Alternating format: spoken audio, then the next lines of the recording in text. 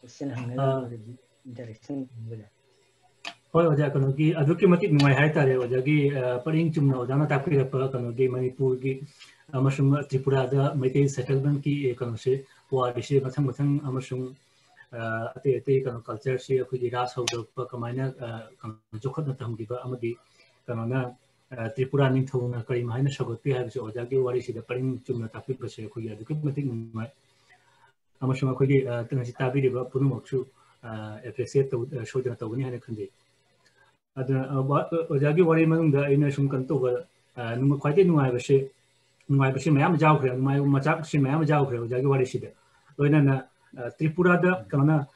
settlement to meeting ahan bani hai bise masigi information sima su jam ta da ba numai amadi ate kana ki agotla aduga gi amana rajmala se mayek seng na le biram base asima nungai hadi record thiba khotpada jamna nungai gada khudongcha bo ama oi rajmala sina mayek seng na le base mathang da oja khoi gi hoi sahitya Manipuri sahitya gi khongcha chi amung chatharashi Manipuri sahitya Manipuri sahitya mathang da oja da amtang Manipuri sahitya si mathang gi session na tawasi Matangi hujiki ojana pukhalaki ba akoigi Tripura da Manipuri sing natra koi maite sing na khondara kogi maheuron aside sida koi ki wahang khara su leiba ase ongtang nei na bagi matung da ngasi dia sum kari guma tenga gadi akoi atopan oga matam lauraga ate su khara sandokna ongtang tawun nuai ro mal mathang keno session amada chatha ba ngasi gi dia su more than 1 hour natra gana around oira madai na khalle more than 1 hour do aduna asum kena to wasi khara pehle record to budasu mayam da ta budasu khara wana thokani do pung anim to wasi adura masi gi atigi keno sida tangpam sida akoi oja gi lecture keno siri silo shalaga akoi second tangk hai tare ani suba tangk akoi question and answer gi keno sum hores oja na kare gumba to bidraga di aya adu daran hari se akoi sahitya gi se mathang da kano gi da mathang chapta da adu to aduga sigi discussion ni mathak ta gari gumma query question clarification leiraga di hangu dai aduga anta dilu salaji no oda ai chuma question khara leide ai gi su adedi mayam sida yawi ri ba na cha khangde report ni su chodana leiram gani ai gi su question khara leide akoi sum question na sa haure shiro report haure sidara hai biro तो ओजाना ngасagi panbiki ba mayam se ayambana koi Manipuri koi Meitei-na Tripura da natragana huji ki Tripura state ta kundara basi ki matang da maruoina koi Tripura gi ningthauron ga haitar Tripura gi ningthau kon ga maruoina ma ki mogi samnabo oina dakhare aduna ta bida apak na koi micham sing na ta ba mafam sing si micham haigadra natragana micham chamba koi Meitei keno sing ta mafam sing sigi keno sidi khara ken toba wat bo oina tare se Kailasor adedi halali adedi asonda leiriba nakan da kai chai na tare keno singsi asiga nithoga natragana koi gi nitho konunga mari kamaina leiramni natragana makoi sin icham chama praja amoina leirambra agartala gi panda leiba Meitei singsi agartala da leiba singsi ojagi keno dugi matungina di ayamba nitho konunga samnaba natragana moharani gi keno tobiba magi mari matai adugumba keno ina ayam oina oire adu natabada apanda leiriba keno singsiga koi ningthuron ga gi mari se akoi gi before it keno koi British India haitare anoba keno silaptingai da mani Tripura sida ningthau singa palingai da makoi gi leiriba mari se karam haina leiriba adu matang oja da gi khalta khanggen aigi discussion du zo aina haigi bani je Tripura da Manipuri sing koi lakhi bache amana mogi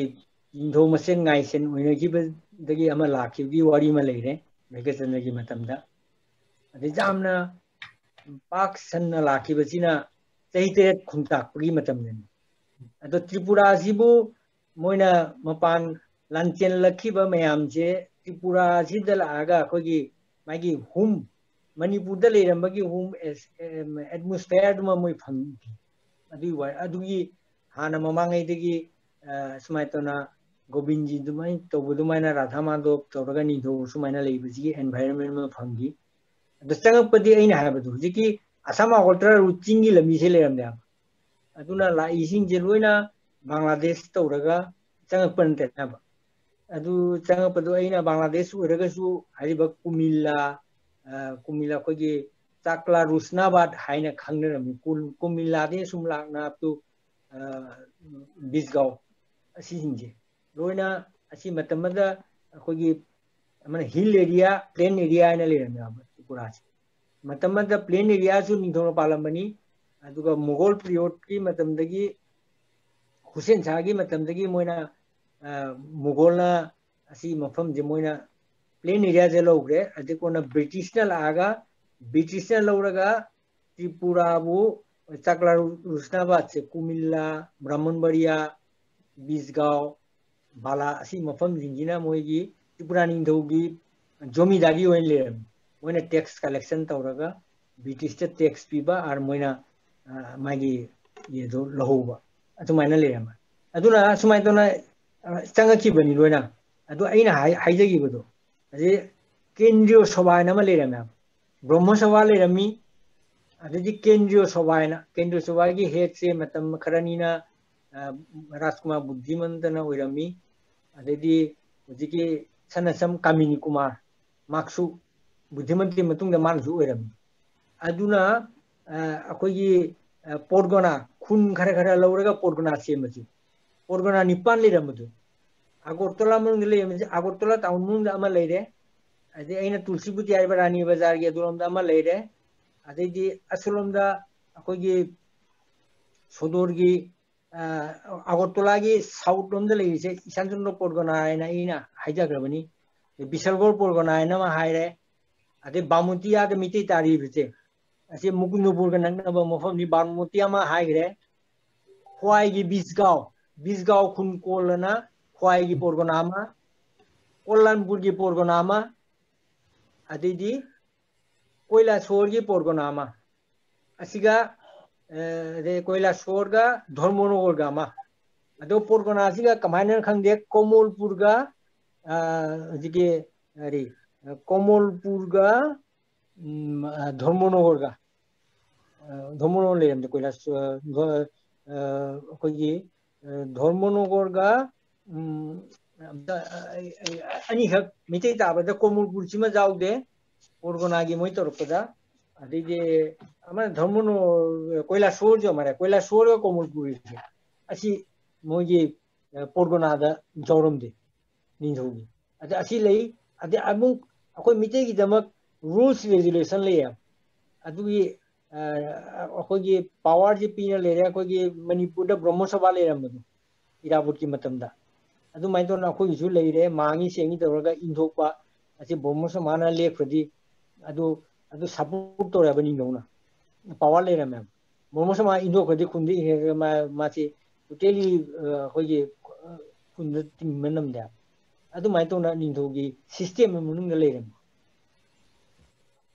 adugi Bir Chandra gi matamda magi mitei gi society kamai chi takane mai guideline ma piramya mitei gi mai bichar je mitei masena togada bani ade mitei nupi sing si de ndoga mari mata tobana bazar da kari da moi tongana phamba jaro ade di mitei luhomada ben party jei bazaro adu maina mai gi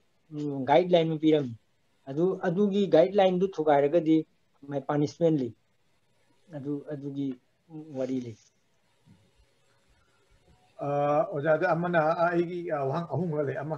second question china ngasagi akoigi mitei marak shu class haidar class khaidok pa haigada social status khaidok pase sigi keno si mami si sum tab ngasagi ningthau konung da changi ba traga ningthau gi maharani oi gi bagi magi keno sigi tangkaktagi di akoigi manung da shu koi mitei gi Manung Deshu Manipur lady, do mind Tripura, Bangladesh, Tasu, Karabudi late, but not as much Tripura the Richmond or Tripura, Makan Anihum talk. The Burma own Giba Arke, the Burma own Giba Kanguma, Adugadi, the Ningho Konunga Shamnava Kanguma, Ade Ashonda, Canada, Jamtam Nalaja Kanguma. A sticky class, quite social is it asking Kenavas, or Jana Kanko about the Labirambra, the Dragon Hodishu Ladiba, that they're going to see Mamang the Tanglamba, Ado Hojiki or the Asigumba social classification, that Tragana, Matak Makanai, Vikenosi, a Queen the Hodishu Lady. अदो hello ताई हो जा ओजा अने देवबर्मा से देवबर्मा से title ते इबे वातनी Burma title Irga मोजे को गिदी एसटी सिंह गिदी बांग्लादेश को मनते इंडिया के दी कॉन्स्टिट्यूशनल राइट ने अब चाकरी लोबदा प्रमोशन फंगदा करी करी दा मोजे टैक्स इनकम टैक्स की बता दबा मयाम दों तब लोबनो मोजे फंगी टाइटल तो देवबर्मा इबे वातनी मागी सोशल स्टेटस दी मै आरके ओइबगी अखोय मणिपुरी सोसाइटी दा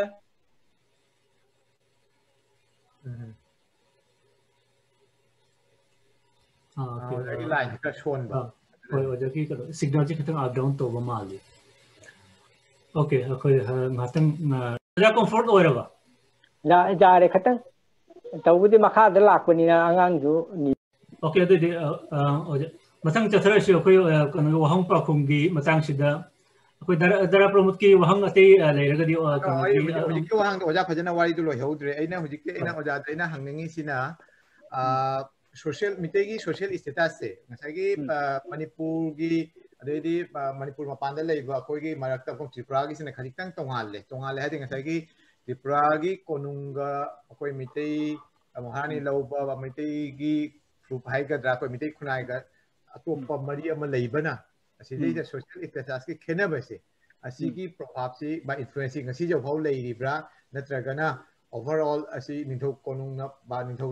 केनो पालिंगी मतम खतंग लेरंबा अदो हुजिकी इन जनरल अमा तोयबगी केनो द लाबा अदु अइना खंगनिंबा अजे अमना अइना हाइजबदो होई केंद्रीय सभा लेरना अदि मतमना जामना ऑर्थोडॉक्स ओइरमी हाइतारे सोसाइटी तगी पूरा इंदोपा मांगेना थंबा खोटपा जामना अखोगी सेराक जाम कलमेबा अदु अखोई सिस्टम केंद्रीय सभा लेत्रे अदे पोरकोना करिगा सिस्टम तो खरा काइथरना हुजी खरा मांगबा सेंबा अदे असिगा से खतंगदी ताथरे अदुगा सोशल स्टेटस की वारीदा निथो पाली मतम दुगैसु अखोय फम्मदा फिजादा निंथेम की आरके की तोंगानबा फिजा अदे मोगी बातोन तौबा तारगसु मागी लाथोन तौना तौबा खोटपा अदुगी यामना लेरमी अदो हुजिकसु तौबगीदी फम्मा लाकपजी मै बामोनजिंगी फम्मा मतुमिना निंथेमगीसु फम्बगी अमा सिले अदे अमना निंथेम मनुंगदसु कर्तागी कांगू नरसिंह कांगू है ग्रुप अनी थोप मले कर्ता की कांगू है भेगचंद्र की धारा की लाखी त्रिपुरा आरके लाइजी भेगचंद्रना तीर्थ चपद लाम माई मचा मसूजिंग लाम इन सनाखुल है आरके ग्रुप लेरे अदे अमना रत्नमंजुरी देवेंद्र महाराज की मचानुपी लुहोंग पुरपदगी लाखिबा नरसिंह की ग्रुप है कर्ता की ग्रुप नरसिंह की ग्रुप है लेरे अदु नतबदा सुम मणिपुरदगी मोय राजकुमार बुद्धिमंत कर्ता नरसिंह की नतबदा सुम निथौ मचा मोय लाना सेटल तौन लेखिबा अदुमाइना ग्रुप अमसु ले अदुगा अखोगी नरसिंह की ग्रुप सिना मणिपुर मोयना पालमे को मदा अखोगी ब्रिटिश ना 1891 की वार की मतुंगददी चुराचांद महाराज नरसिंह की मसु मापो हापना पानगिबा अदे अखोगी त्रिपुरादसु देवेंद्र महाराज की मचानुपी लुहोंना पुरखिबा मंजूरी अदुना मोयना निंथौगा नकनाबा सिगी लेबगी इगुमा अखोई सुम फंगी सोसाइटी मनुंगा अदु ओरगसु निंथेम कांगुसिंगी माई मतिक चाबा माई फिजा पीबा माई सोसाइटी दा रिगार्ड तोबा असी हुजिसु सुम लेरी ममांगैदा लेबा दुमाइना हुजि असी सुम मेंटेन तौना चली अदुगा अखोगी ग्लोबलाइजेशन की मतुंगिना सागे चावबा सागे पिकपा हाइबा लाई जिंदो हुजिति माई चाकरी थबक लाइक लाइसु हैबा माइ चाकरी थबक तौबगी माइ स्टेटस मतुंगिना सोसाइटी दा माइगी इंपोर्टेंस मजु लाए अदुना हानगी सागै वांगी अदुना माइ स्टेटस लेनी हैबगी concept to decide everything. Mana lai laisu matungina ham chauna thabak tawragadi nupa paisa leiragadi society da mai status ma lakpa Manipur da abuji orismana Tripura da dugi home amati lai ide amana mangi sengi anigi society gi kan machirak ma leiramado koina Manipur da su irabot ki matamda kanna leiramadu mana Tripura da kamna leiramadu gi Cerak tu suji kara water ya itu jatah. Thai ceri aja. Pada report macam tadi kan aku mau kan ada ikon namu kan tahu jarak ke. Di wanita nana cala ini nang lagi koi sangko kari muka ulah. Okay, thank you aja. Macam dah koi gi kan sudah darah sangkor darah namrum sangkor gi wahang lagi dia macam hari berjalan.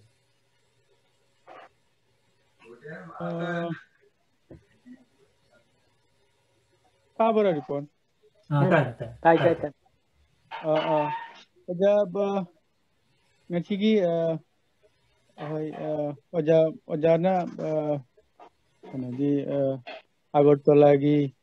Agartala de oja Birmangal na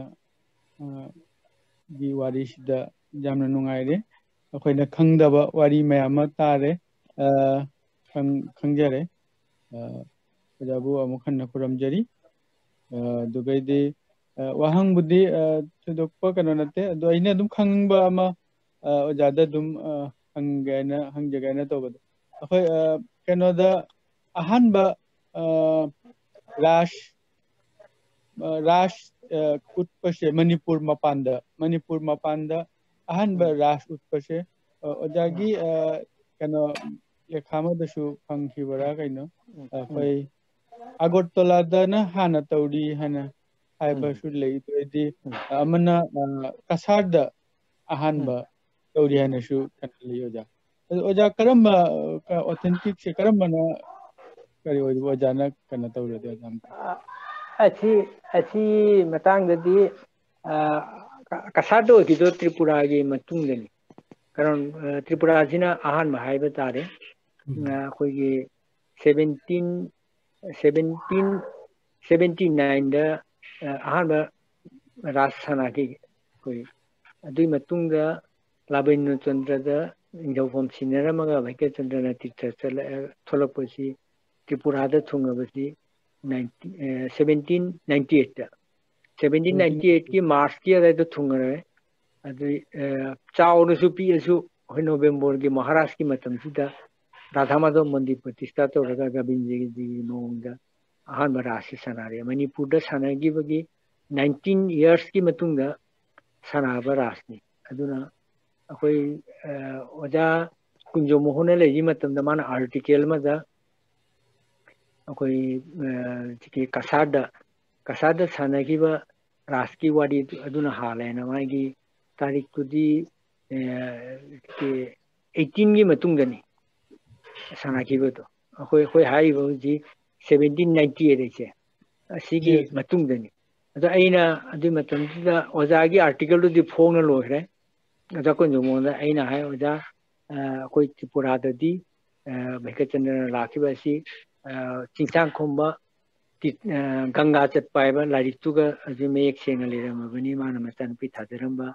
Atugia Hogiba Rasi. I don't know Ozana Haiba Manipuri Panda. Kasada Sanavajina Hale Tadik City, Adimamangana 1790 into Tripura Sana, Sin Ahanoni, the corner Ozazu admit Tori, or to Messina Ahanbo or Ariana. I don't know Tripura Sina Ahanbo or Yatuga the Kuji Adugi I don't know Sina Ahan. I think it's too no, but Warima and lady. Wari sina akoina tiki Bangladesh ta Joramando aina mas Bhanugashram da sanari barasti matam to kadi Vishnupriya Mitei punna sana barasu hamare ada moina Komolpurda laga Komolpurda mitei ba Vishnupriya sing tarak pasiti hoji ko na ne aba aduna moina aga sum ras Manipuri ras ne sum sanarame ade ko na Bimol Singoi matamda moina hoji Vishnupriya Manipuri ras hai saga chahi chamaga manga suwara na moina isal ek ade akhogina Radhamato kirasina sum chahi gudi singi sanai kaya subaras na haidaba ade chahi ama 2010 dor mare asina ningtho khugi ningtho na har sanarami ade ko na di government na moi jabarton bibhag na hai Tripura government na sillega sanabani committee ga sem de abati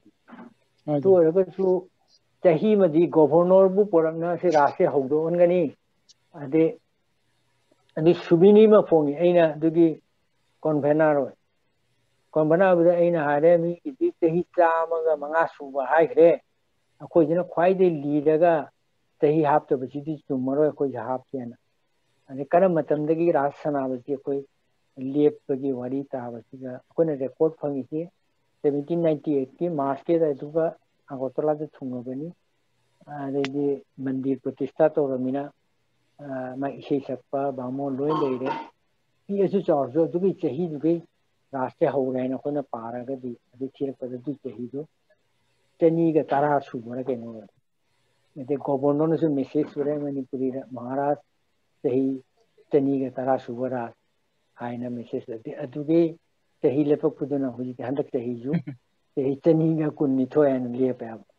anta de akoi je yan mark orama de basim wari ado some off the record siga wari ma hai ga si record ki ma pan ai wada wada se amni nungai wari ma sitam Vishnupriya ga mitei ga kana ina pomadna Vishnupriya gi jara mando ki master ogre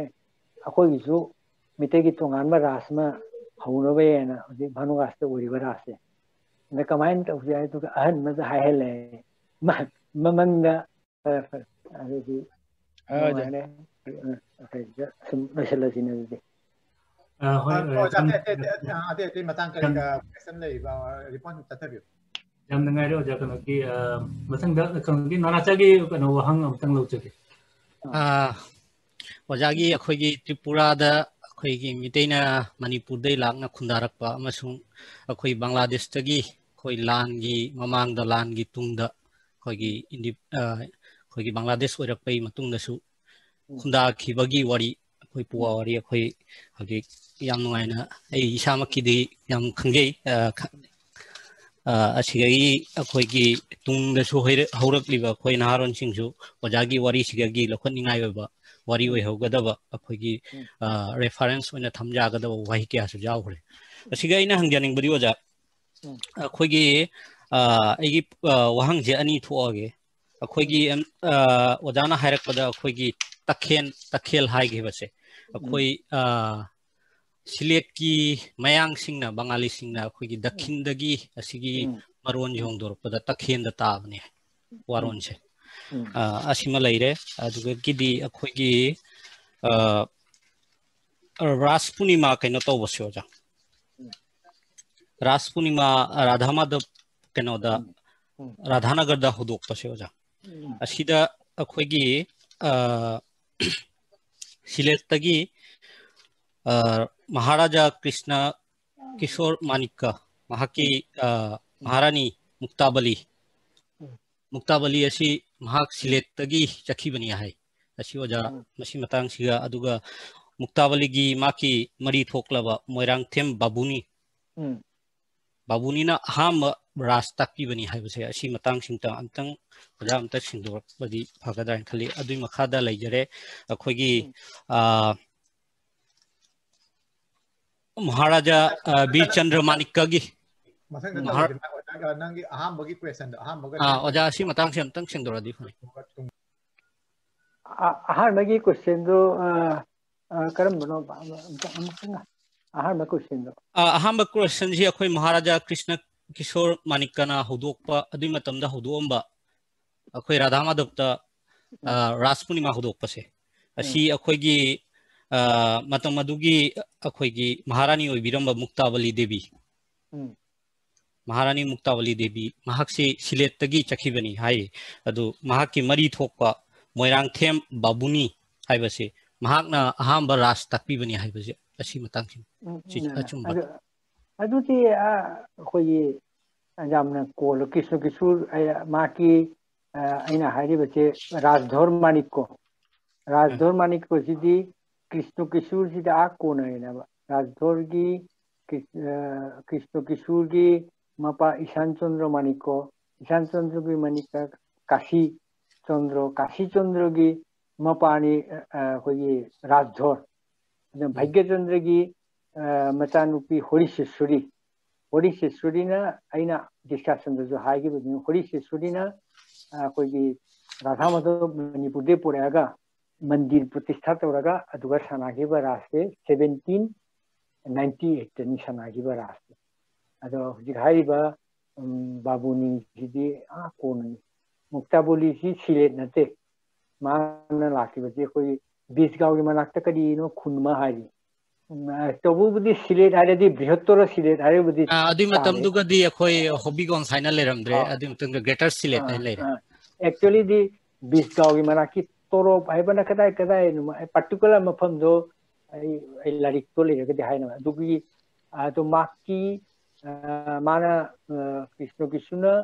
मुक्ताबोली लोहोनो पुरप मुतुंगा मागी मबुंग दी ममिंग दुसु इला मोजी कावरे माना लागा मोजी Moirang them लागा धोलेश्वरदा मोजी सुमै मोगी मसामसुजिंग लेजाबा no माकी my मबुंगी Masani ओजा बाबुनी हाइसे बाबुनी सिदी मरुओइना north सोंकीतोगी गुरुनिमा अदुना Raj ताकपिबदिया my मवांगदगिना हौग्रे अदे जगोगी नॉर्थ सोंकीतोदि बाबुनी की ममिंग लेरे जगोगी दा जामना अखोय तोरमिसे निताय पाटना राजकुमार जितेंद्र जी असी मा अखोय त्रिपुरा दसु खरनी लेरमे आसाम दसु मिते खुंदा मिते सगोय संतो अम्बदा मायगी जाम चौबो रूल मले मणिपुर दसु अफावबा गुरु निताय पाटना जी जगोगी जी मरु ओजा अद बाबुनी जिना किचोनगी इसे सकपदा ममिंग चेपो ओजा बाबुनी थागचरी ओजा मथंगदा आइगी वहांग अमगा लेरे सिगा अखोगी ओजाना nga साइलेट खिबदा लेरे अखोगी मणिपुरदगी अखोगी निंगोल सिंह पुरकना अखोगी राजकुमारी सिंह अखोगी त्रिपुरागी राजा सिंह लौबगी केनोसे असिगी मरक्सिदा अखोगी महाराजा बीरचंद्र मानिकना अखोगी निंगोल अहुम लौरमी अखोगी असिदा पांगंबम चनु राजेश्वरी मयामना कबोक लई हैनसु खंगै अदु महाकना अहांबा थुओंबा अखोय केनोदा राजेश्वरी पुरदा केनो तरमसे लाई हरावबसे ओजा असी लाई हरावबसे हौजिकसु चथरिबा राजेश्वरी पुर नते राजेश्वरी पुर दो माकी तालुक की मफम निमिते चाय सोन खोला है जो खंगनी माना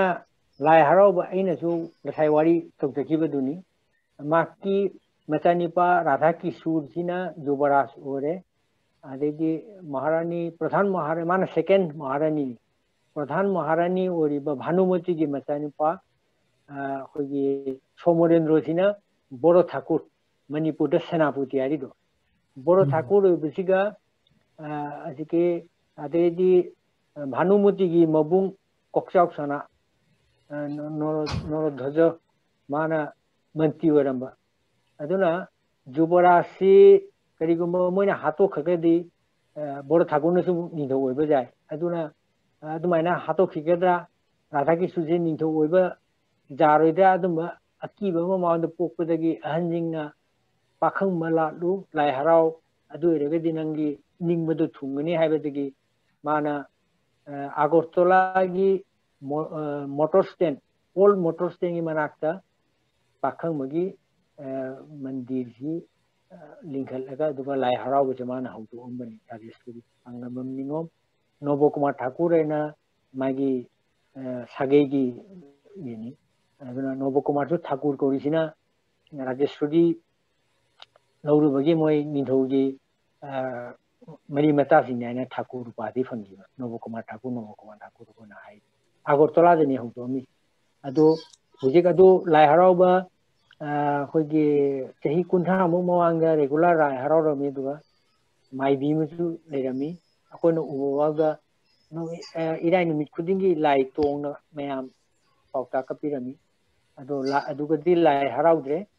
sehi gi chaklen di kai aduga aina hai irai numit ta hangi pakhang mugi mai election je aduga mi 90% je koi non Manipuri maruena Bengali singna mayam tilli mo jira thajaba ilai adu Rajeshwari ने हम तो पुनी रासना हम तो मना ओरिशेश्वरी ना वजा ताचु अरोई बदोई न वजा हम तक हंजागे असी मतांसिगा माने आइगी खितंग इन्फॉर्मेशन फंगबा वात ममाले अखोगी पुथिबा लाई हरावबा अखोई पुथिबा लाई हरावबा कमिटी पुथि एंड पुथिबा welfare and cultural society Agartala ना चही खुदिंगी मंगानी चुपना पांगथोक लाई हरावसे वजा असिगा अखोगी त्रिपुरा गी department of information and cultural affairs मोय यावदुना असि मंगानी चुबा अखोई चुपना अखोई लाई हरावबा पांगथोई असिगी लाई हरावसे वसा असिजु अखोगी इंडियन यूनियन दा त्रिपुरा ना मार्च ओइबे मतुंग दा असिगी कोई राष्ट्र उना कोई सरकार ना तौगनी है बा इंडिया मनी त्रिपुरा सरकार ना अदुगुम्बा कोई खुयेक बा अदुगुम्बा एग्रीमेंट लेखिबदे तौबरा ना असिना कमाई तौबो असिगा लाई हराव से मतमदा चही कुंठा मुक लेपुरे कदिमता असे माइबल इतबा अदेदि पेना सक पैसे लितबा माइ लेपुरे अदो लाइफम कोई खुबम दिए पुथिबा लेरे पाखंगबा लेरे लमदेन लाइरे बायना बामुतिया दे ले अदेदि होई पांथुइबी ले लेपुरा मतुंगदा अहानबदा बामुतिगी लमदेन लाइरे बि हारिबसे असि कोई त्रिपुरा गी निंथौ बीरेंद्र किसुना तौना लिंहलamba मोय येनि लाइनि अदुगा मोय थौदोक अमा थोखबदगी लाइगी मोय कोरी होइना दि मूर्ति लेतेबा कोगी अदु कोरी दु पैसागी कोरी दु मोय अंगाव खरदिना हुरालुबदगी कोना मोय अहुमजे फासी जाना सिगिबा केतोना मोय अहुमक सिग्या सिगिदबदि लाई मांगे दु लाई हराव जारना मोयना मणिपुर की जिरीबामदगी माइबु पुरेगा अहानबा चही कुंठाम मतुंगदा 2009 दरा कइनो मोयना लाइजे हरावगिबन अदो मथंग मथंग चही अहुम हरावग्रगा मोय लेखरे बामुति की लाई हरावबा लेपुरगा अदे कोनाउजी पुथिबगी से पुथिबजी जो निधौना महारानी सिने लिगलंबा लाइन अखोगी अदुगा असिगा रास सानाबसिदी निधौना सिन्ना सानारंबनिना अदुना मार्जार एग्रीमेंट मतुंगिना राधा माधव की रास्ती निधौना सिन्ना रासे मोय अखोगी देवार्सन विभाग न तौई अदो हाइबा लाइफम सिंजे राधा माधव नत्रगसु पाखमगी लाइफम मारिबा अदेदि जिकी पुचिबगी लाइफम अदे इना सोचिंग कोर्तागी ममाना लिंगनंबा निरोपादमीगी लाइफम अदुगुम्बा लाइफम सिंगदुदी मोयगी मंदिर सेमजनबा खोचनबा मागी सीमाना बाउंड्री वाल खाबा करिगा त्रिपुरा गवर्नमेंट तौरी अदो लाई हरावबा सिनबदुदी कमिटी मना तौरी हुजिक लाई हरावबा कमिटी मोय जिकी पुचिबेसी सेलगा मोय लेको जिकी मणिपुर की करिए मणिपुर की मोयगी लाई हरावबगी ममिंग दई कावरे मोय अदुगी संस्थान गा तौरगा मोयना आदे पोरेगा सिले त्रिपुरा गवर्नमेंट की कल्चरल डिपार्टमेंट ना चही की 75,000 ग्रांट्स भी लाई हरावबगी तम अदि मणिपुर की मोयगी लाई हरावबा सिनबई मोय ai hujik moi sakstan da ming da ka hore moi aduga adegi puthiba lai harawa moi committee ga tawraga atei gudingi moi ji moina 11 da ke no sige sum lepta harawa ri moi thagat cheri oja yam haraure pakhuni ni phag ipona thank you nanata thagat cheri khoi kano shu wahang pa khom shu kantor kha ka oja da gi me ama koi paw shu ta bi ta jare khoi aroi bada oina ate ate kano gi listener sing ki jawgi ro me am gi ho ka wahang ate le ga di ai gi shu oja da gi jamna gi le te oja da wahang batan hang jage ai gi kano she oja ai gi wahang shina shini khoi gi hoji tripura da kanogi Bengali culture amadi Bengali settlement si khajana lei rashi mamilana lei mashi ki Bengali settlement se amasung Bengali language amasung culture na Tripura da influence oirak pashe kari kara bamong dagi oikiba amasung karamba tangkak dagi karamba kanogi year dagi hokiba asigi puari sina kamaina oiba sunda na tangai akoi Tripura da Tripura ina haigi butu plain Tripura aditi hill Tripura plain Tripura konsel lagadi population je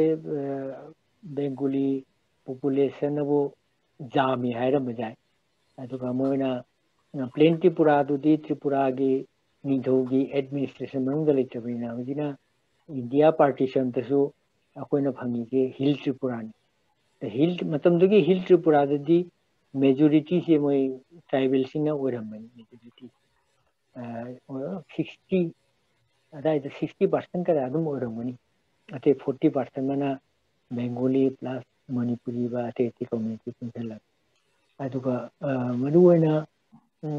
ki koi Bharat Pakistan khaido khibe matungda India city Tripura city magai ohum city di matam dugi East Pakistan gi yani aduna ayam ki srom dugi refugee me am changakiba aduga Tripura da Bengali lon angmale am se am Muslim le am the Muslims ni nam kamu mona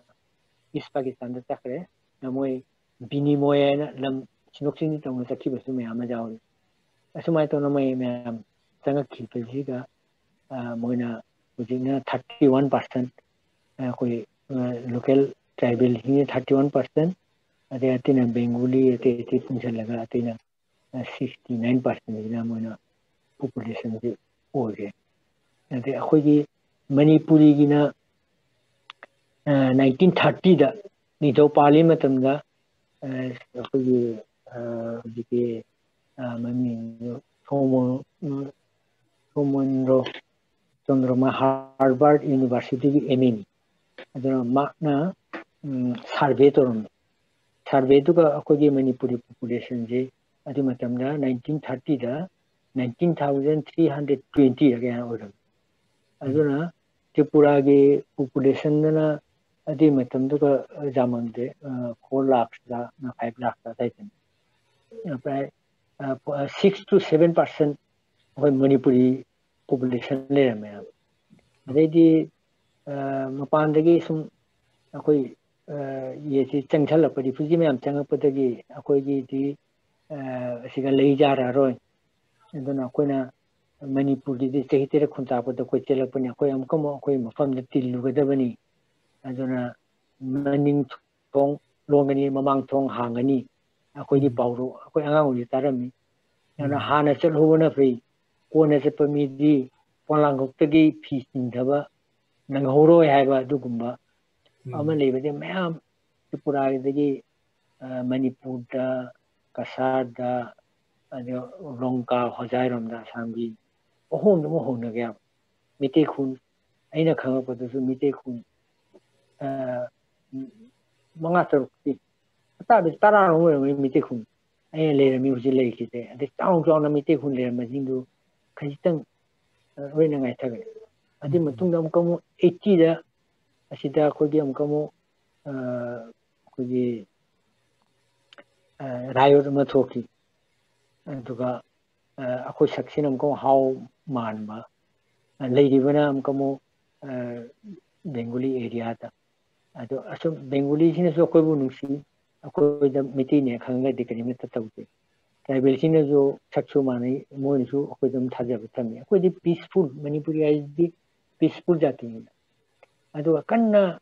moi ani to na pon da koi sing labi da chalaga Bengali sing moi nam kamu ha na ko na to ba moi ha manum de interior da taba jindu kun jindu attack to pa adi am kamu adugi reaction when I'm going gari da proper show da how sak man basi je thiraga mo moina mo si to pasi ga leja rone adukum adi matam dukum kan nam khara khun ho nagi da hujikti ate ho ngir khun Manipur ju khoji corruption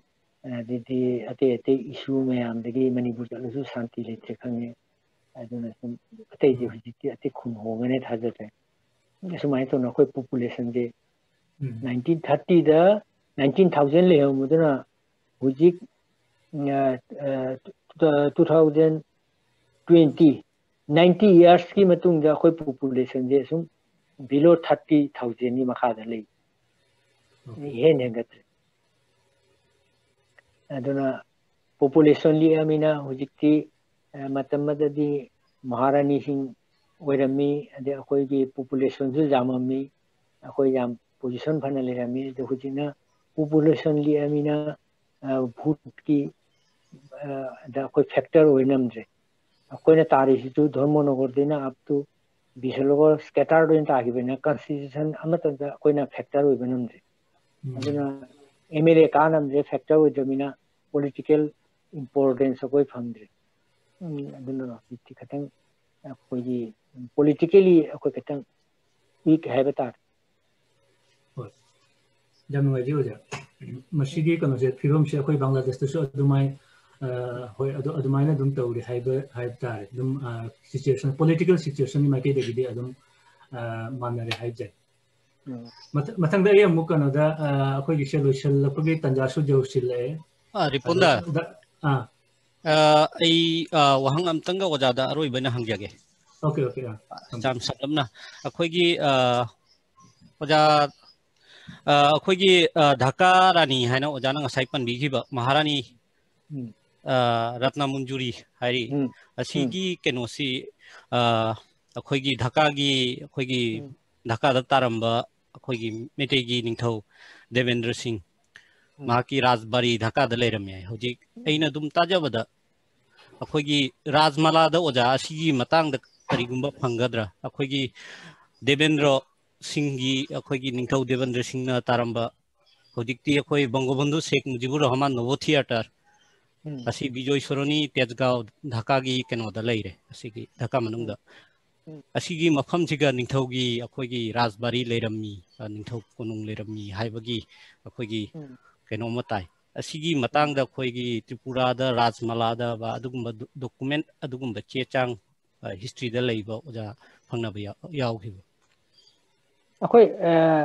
jiki Devendra Maharaj na jiki Chandrakirti ne lakpadagi Devendra Maharaj ti nithobam thado mega Dhaka tan sakhi ajidi chethar kumbaba du sum jawri abadagi wari ti adidi amana Tripura Ras Maladana Manipur gi nithoramba Devendra Maharaj ti macha nupi Ratna Munjuri ti Radhagi suna luhongki haiba wari siti akoi Rasmala da palli tugi wari aduga mana kadang mafam da aina khanbada mati ni Manipur ningthauna chelakpanina maki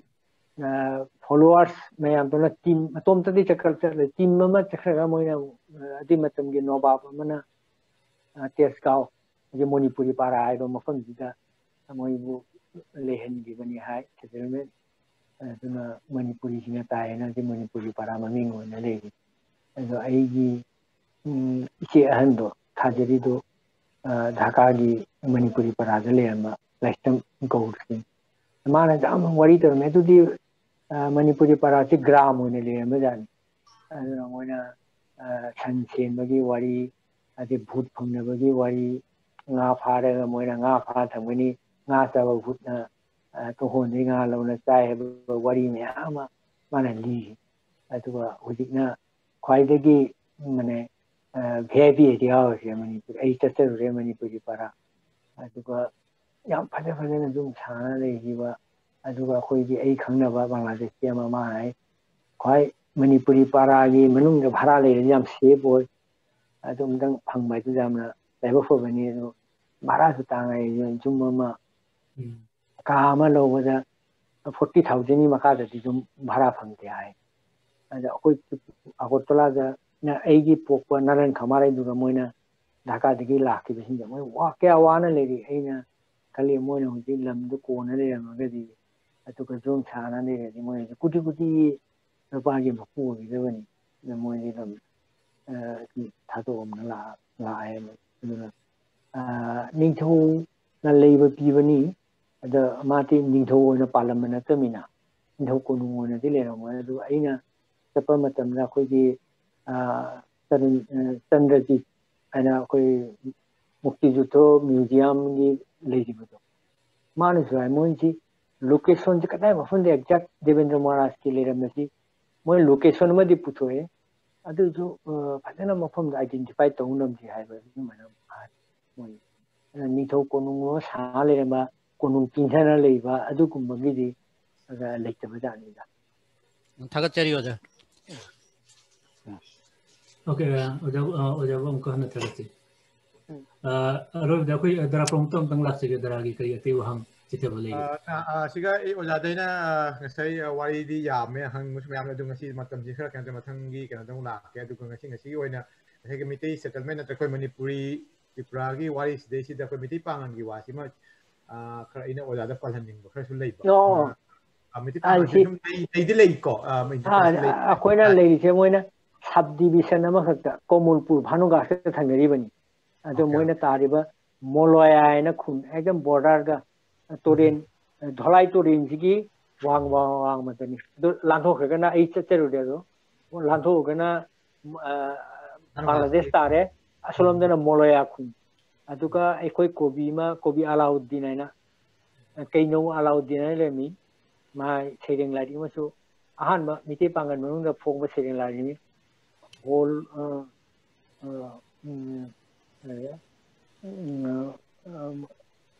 holo kanna hiyedo holo kanna hiyedo ai mane mai sereng lai to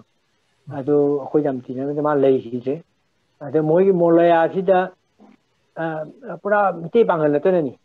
aduga school ma akhoi ahan ba Manipuri Komalpurda laik tamba hobuji molaya aduguna school duga adugi 10% student loina mite indani mite lo loi ngangi school chapa ka ba ni loina adu khun duga atei mite pangan natana te kani community ta ta ade asumana moi total Komalpur subdivision diga moi mani bhandar ade te mafam punchalna ising mangarom moi khundana le nate moi gi adi matang da nur rahman aina mati nam phajan seremi akoina Manipur ga ju koi tapinari moi ani mak Alauddin ju khoi high sugana le hidabani nur rahman ju high sugana le hide ade magi nur rahman gi masaji de amana halal aina masi sanskrit MA ni Tripura University gi aduna akoina Mahakavi angang gi punsi paabada mabu poreaga sanskrit ki akoi gi yedagi sanskrit ki Upanishad gi shloka to pahalli ase poreaga nungai angang gi jam tikaba adu lei moi 5,000 mo le jamai populi adu ta si do de khoi Komalpur gi manakta lai ri bum ya asi Komalpur subdivision tani ate da thabak tong kona Agartala du suma mani lei adungi settlement on lei bante moi kunoi ta bade du khakta na adu mari di sum oja na hai duni khoi keno di khoi saitya parishat Manipuri Tripura saitya parishat ta yauba na traga na sumaina अखोगी लूप हाइतारे मिते की लूप नतगा मणिपुरी संस्थान सिंग the पुन्ना याउबिना बगी khudong chabadi leibra natragana sum asi khara lakna nei kaine Alauddin khoi executive member orami Nur Rahman orami ade huji asi committee si ka khoi halal jamaatu executive member oi aduna tana mogi human relief committee aba ke no moi sanmali pangan gi tamoi ba the moisu moi higher secondary metric onwards tehi gi pass to anga hi je moi ok do hona to ya ba aduga su moi invite to na ahum ni yo ki jaw re moi ge on thogom sei ko kana ba kona ba shum lei do je lei khoi ja ku lei okay thak chare ho ja taseng na si yam maman lei ba information mani hai ta ko na sim lam khangning ba di thagi tripura gi kano de su marup ki kano su khara wat na u ba si ke bangladesh di ko mi di pan ji yam da masing ju yam bani na ko ya de ka to na kano to ba si khara di hele adu tripura gi pau si phang ko de mi ti pan gi pau si wat na phang ba si ma ko na sim khangning ba pa si ta ba pang jing si na su ade amana akoi gi school larik ta mi se akoi na mane original miti ne na khoi li ba kaung si je akoi anga hi de ko miti ron ta maning de ba aduga fajana miti ron ta mi je akoi miti bangan na ta re ba khun jing gi school jing ni jam fajana moi na ta mi thawa jaw na school amani di moi na 100% moi gi student ten jam fajana thawa jaw ta mi khosa ni jam ta tha ko miti ron tripura ga miti school ngai bi miti bangan ai ta re asam na soina ta jabada akoi miti ta ba jing di ingreji tam kon ta khare aduga miti school hingori se miti bangan le ba school khunjing gi school ji ne hingori se si matang si oja ina su hoi adu kano to matang gi da project khalam le oja gi kano si la amina asagi akoi gi social oja so ina kano to high the high social status se natraga na akoi gi socio economic condition sina phagala phagala loina na miti lon ji su handar ta tharak pa hai ga dran miti lon si na bagi kano si ta tharak pagum to bangladesh su semi asagi lai lai su hegala mina bangali natraga english natraga hindi da oina kena sum khuloi gi ba natraga mayum da baw ta tang nang na ningak ta ba adugi kaino mami si sum leirak pa adumai na tripura da su asigi mami si sodna leiram ga dai na khalli adu nga sagi ko economic status ka keno si kamai na ba asigi wari se mathangi chapter da details na la ji asi problem ji tripura da lei khud manipur da su lei re okoi moina miti mek su pabanam de bangla mek su pabanam de roman mek natana manipur gi ngang ba dina mi pabanam de si even bangali da bangla ge children literature form da moina bangla mek to ega roman english mek na little literature form ho ra moi me khang da ba lon ngang na ma ge ade di Calcutta mathak ta su bangla medium school le ma chilona english medium da convert akoi tripura da su bengali tei gudingi bengali medium da lebe school student leitana english medium da convert ho ra asi problem che ron loi pun mak te le ra bani adu asigi madam ji mathangi takta da khoi details wai sana okay so I hand over report nang sum ojaga wari batai khara kana to bira ga ngasigi session sim lo sana ta uri si am thala seri ju khram jari dara promso thaga chere am kana duki mati oja shu oja dagi khoi nang si takpiri ba kana puna takchari ba kana puna information amadi puari tripura gi settlement ki matang da amadi kana gi meti culture na kamaina shandokhi ba amadi tripura kana na lengak na kamaina shagot pikhi ba masigi matang da oja gi wari ta ba da duki mati numai aduga loina na akhoi gi si kantori ba manipuri.com na asumana paikaliba thauda ngasi akhoi kano ina mathang manau na mathang lu akhoi shandok chagani ngasi siga akhoi matam na su khuyona rabina sahitya gi matang si tripura da manipuri sahitya gi concept amadhum masigi tugumangi wari si kona gi mathang gi ko kana amada tangka amada akhoi shandok chagani aduna matang sida ai ngasi kano toriba jengbiri ba mayam su amka na thagat chani loina na Nambram Shankar dada hamum promo dada amasung hamum nanacha thamo shengna manipuri miro ki makai de shom kana thagachi mathang da khoi gi lecture series khoi mathang manau na ina chatsa jagani mathang da khoi oja biramong ga loina na amukamo Manipuri Sahitya kanoda Tripurada Manipuri Sahitya haiba kano sida hiram sida mayaklana muk sandokcharaga mayamam adum mideng tabi tajaraga koi masih kita kasi losinjari udah rudo na teng haidi jamna nuai sigi discussion je koi ki tabugidi jam changre khare edit tawraga pi jagadi babo na sukuina matam pira moi ta ba jada ba jai khare editing tawiro ni mathangi koi discussion gi khudong chaba matam dai sahitya gi matang se laktege sahitya gi mamang da ina tripura da lakhiba koi lerami ba status si kitang mayam da share to jebani mathangi discussion da sahitya gi matang gi ida hakege share ga amuk hanna Manipuri miro amasung thabura mayabu thagate thank you Oja aduki matik ngai jare akhoi matam shu losinbagi matam shi takal sida josalle aduna Ojabu amka hanna discussion da mathangi discussion da ojaga mayakla namuk wari sanabagi asaji thamjaraga matang sida masi jengbiri ba mayam da gisu ai kainabagi yasang nijarage amasung masi jawbiri ba nambram sankor dada hamon promote dada amasung nachaw amka hanna thagatpaga loina masi gi discussion asi lecture series ki masi gi takal asi matang asida losinjare thank you all